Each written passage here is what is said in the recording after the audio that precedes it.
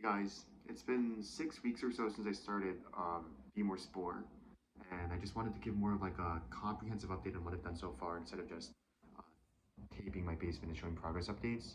And so, yeah, I just wanted to share what Be More Spore is all about. I started this endeavor, 6 weeks ago, and which was the point at which I inoculated my first batch of mushrooms. And I did this for several reasons. The first reason was to try to make a living doing something else that didn't involve kind of white collar office work where I'm sitting in front of a screen for, 8, 10, 12 hours a day, depending on how busy I was. I work as a tax accountant formally. Another reason was to just, if you grow mushrooms, you'll learn more about them and then you'll end up eating them more. And mushrooms are a really good way to get different types of minerals and vitamins, in particular B vitamins. And supplement your diet with something that's nutritious. And then a third reason was just wanting to learn a lot more about fungus. My personal history is that I've dealt with a lot of mood swings and kind of emotional instability at different times in my life. And I've always been, especially in the past few years, been searching for ways to learn more about my body, learn more about just nutrition science in general. And I felt that what better way to do that than to study living organisms that are continuously secreting enzymes and breaking the material around them. So my understanding of the microbiology side of those things is actually pretty limited, but what I've learned so far is that there's a surprisingly large overlap, in between even fungus and people, and by cultivating plants and fungus, or fungus in particular, there's a lot that we can learn about ourselves. For example, penicillin um, originally was found on bread mold, who's the fungus producing the antibacterial um, whatever substance as a means of protecting themselves just coincidentally happen to work on people as well. So there's a lot of like interesting overlap between the two um, entities, and that's another reason. I've definitely made a lot of progress since 6 weeks ago. I was able to set up the two fruiting rooms, or one fruiting room so far, and then the one colonization room, and then I set up a third room, AC Infinity room, which is going to be used for the more medicinal mushrooms. And last Saturday, I harvested my first flush, which was really exciting because it gave me a lot of confidence that I was able to see kind of the product of what I was doing and that people enjoy, and I was able to, cook it for other people. So they said that it was like decent, and I don't know too much about mushrooms even now, but the fact that I was able to make something that was edible and people enjoyed was a really big confidence boost. So I have a lot of work ahead of me, um, but I think things are looking pretty good for now. I still have a lot of work to do to maximize the output even in my own basement. And so, uh, I have a lot to do even in just the next couple months. So why don't we take a look at the basement and see kind of the progress that I've made so far. So let's go downstairs and see what we have set up.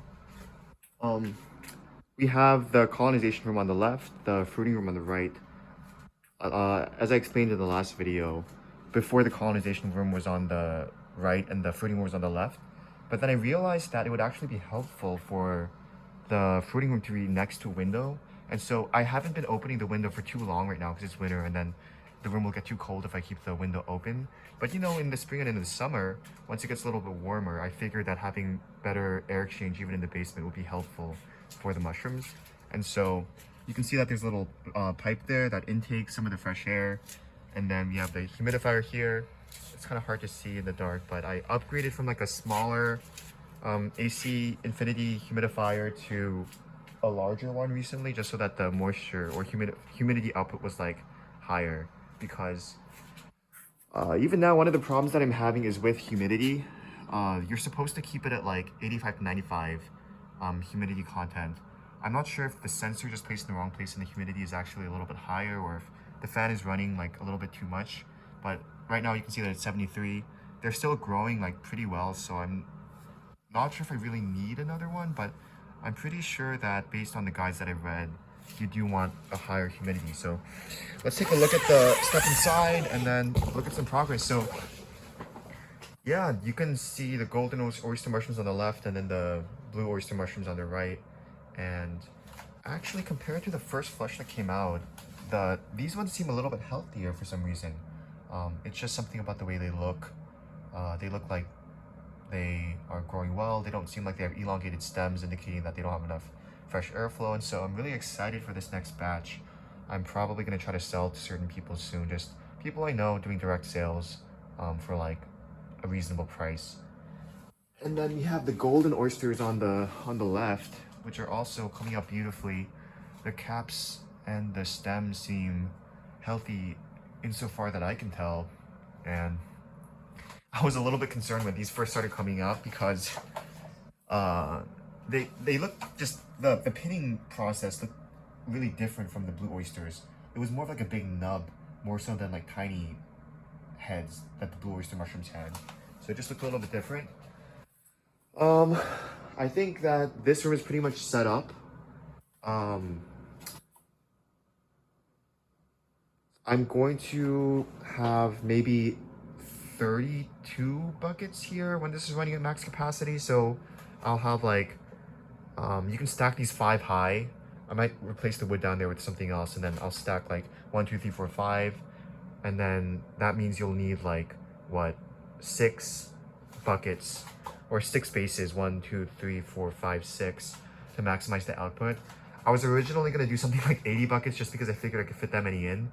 But I was reading a bit more on like spore control and developing the dangers of inhaling too many spores. And so I was like, oh, maybe I should limit it to like a lower production for now. That's probably something I could get more information on if I, post it on forums or something. So I might do that and then scale up to like 80 if it's possible. But I'm just trying to be safe for now, so I'm just limiting it at like 30 buckets and then harvesting them on time. So just coming in and making sure that I'm closely monitoring the growth and harvesting before it's overripe or when the caps start to flatten and they start releasing spores. And then originally I was going to wait a little bit longer to get started on the medicinal mushrooms, but if you I was doing more research on lion's mane, and I discovered that they're actually pretty easy to grow, and not only that, they're really good roommates with oyster mushrooms, meaning that they enjoy the same fruiting conditions. So this is like this is actually for like clothing, and like I was using it for clothing before, so I kind of set up this little rack, but I'll probably have to buy something more professional from Amazon or somewhere else. And so I'm going to set up racks on the left side over here, and then the right side will be the buckets for the oyster mushrooms. And yeah, I'll fill this up within the next like month or so. That's pretty much it for the fruiting room. On the left, I have the inline fan from AC Infinity as well, and this is constantly refreshing the air. And because I was so concerned about the spore load, hold on, let me just close this. I'm feeding the air through kind of this I don't know if you can see it, but this air filter box from AC Infinity as well, and there's a MERV 13 filter inside, and then the outflow of the air comes down at the bottom here, and then I put like a medical grade, like it's like better than a HEPA filter. I don't even know what it's called, but I figure that between these two kind of layers of filtering, the air quality should be generally fine. And then on the left we have the colonization room. I'm not even going to open this up because there's really not much to see. I have like a batch of pink oysters and yellow oysters colonizing right now, or golden oyster mushrooms colonizing right now. 6 and 4 buckets. And then here's the third room, or the second fruiting room. So I'm not exactly sure what I want to grow in here just yet. Originally I was thinking of cordyceps, but I really have to kind of think about what I want to do more. I'm trying to do a species that doesn't sporulate as much, just so that I can maintain the cleanliness of the air quality in my house and make it a little bit more sustainable. And I don't know if you remember what the basement looked like before, but there was like a bunch of like old carpentry and painting stuff like strewn around, so I kind of cleaned up this area. And I'm going to be doing like the petri dish inoculations here, and I have the All-American electric pressure cooker there so that I can sterilize my grain, bags and substrate bags once I start with the bag techniques with the lion's mane. So yeah, that's pretty much the setup. I also got like a microscope just so that I can, this is just for fun, so that I can look at like mushroom tissue and stuff. And I peered through the holes for the first time today, and I was really like amazed actually by how fascinating it is to look at things up close. I'm really excited just to keep looking at like mushroom tissue through this and just learning more about microbiology, because as an accounting, so as someone with an accounting background, I really haven't seen too much of that. But I'm excited for all of this. Um, so I think that I kind of floundered a little bit because I didn't know what I was doing. That I'm doing this all for the first time, and so my perspective was I should focus on the production in the beginning because if you can't produce anything, then you can't sell anything because you have like either no produce or low quality produce. But I think what he was saying resonated with me, and I realized that I need to um, really get started on the selling side earlier, or take that seriously in as much as I'm able to. So visiting different farmers markets and seeing how other vendors sell their mushrooms, considering how to package and present stuff nicely, and just trying to sell to friends and family and at a reasonable price, and trying to form those connections earlier so that I can generate some sort of cash flow and then use that to maintain what I have and grow. And so yeah, I think I do have some challenges on the production side. Like I haven't even like cloned tissue using the agar technique yet, and done that, but I think that after consuming enough information about growing mushrooms, I'm like relatively confident that I have the ability to grow things and maintain things on the production side, at least for the easier types of oyster mushrooms.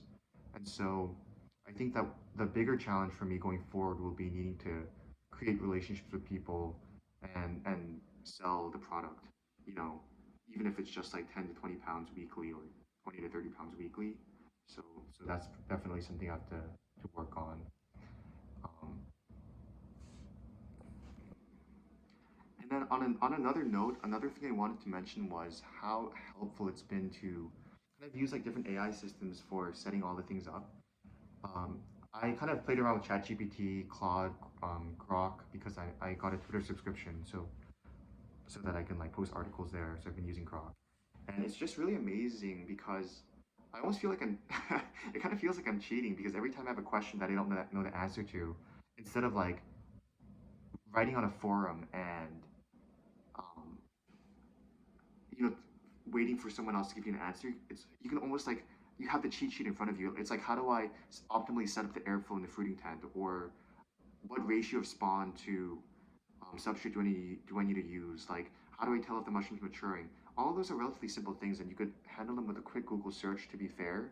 But the fact that I'm able to just ask the AI system directly and receive an answer is like really amazing and has actually been really helpful to me. So I'm like curious to see how I can continue to incorporate that into like my growth and quote unquote supercharge the business with AI.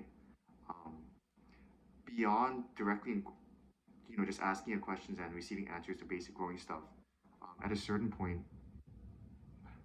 yeah, I do wonder how robotics and AI can overlap with like manufacturing mushroom stuff because um, based on what I've seen from American producers so far, it seems like a lot of the processes are pretty manual. Like, they have to control the temperatures and humidity and lighting and airflow using automated systems, obviously. But when it comes to the picking and harvesting and maintaining the mushrooms, it seems like all of this stuff are just done by hand. And so it is really curious to me how kind of like the question of how can we incorporate like automation and using robotics and those kind of new technologies that are flourishing right now in mushroom gardening.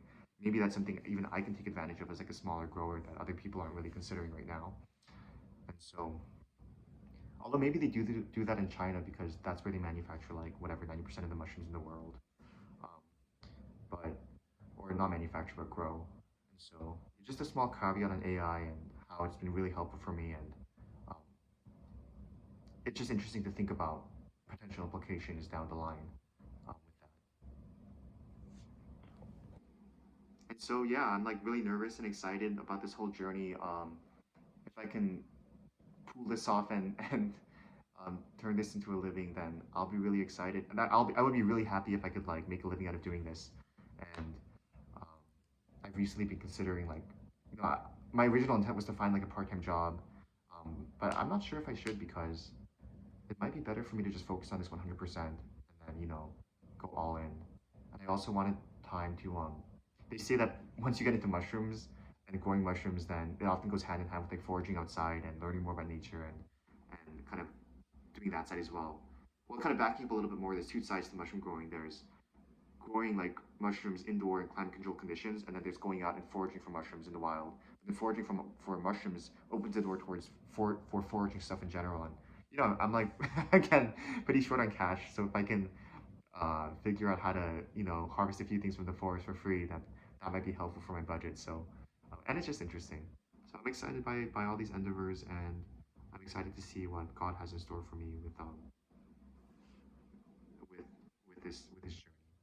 And so yeah, that's my 6 week update, and I'm excited to share where I'll be in like maybe the 100-day mark because that's like 3 months.